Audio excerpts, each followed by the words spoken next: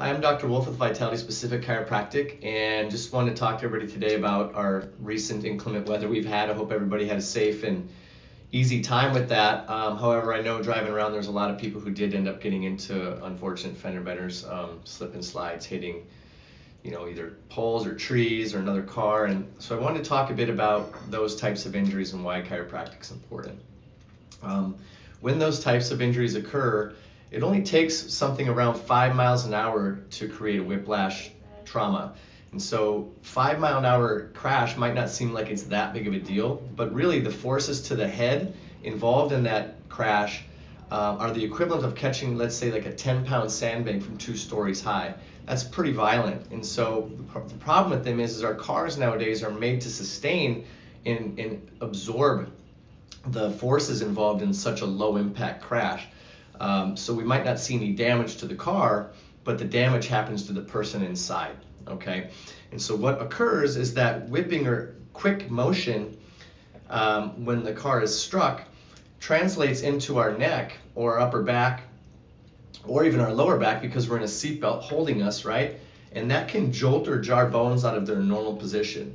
That will then damage tissues around the joints, which can cause the bones to be stuck from their normal position.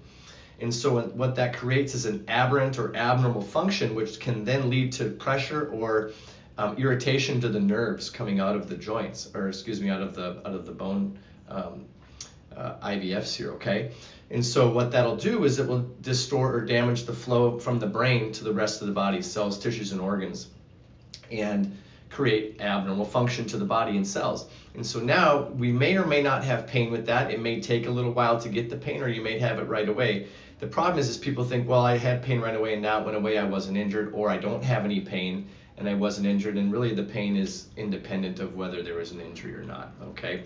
And so my recommendation is that anybody that was in something like this, even if it was seemingly low impact, should get their neck and back and nervous system examined by an upper cervical chiropractor like ourselves to make sure that if there was a subluxation or a malalignment causing nerve interference, that it gets corrected, because these can create long-term problems, degeneration, nerve degenerative problems, health problems, all kinds of different things, and it can be corrected fairly simply by one of us who's trained to find and correct that. So again, I hope everybody didn't have to go through this, but I'm quite certain there's a number of people that did, and getting this information out to know what to do about it is very important in keeping people healthy and functioning well.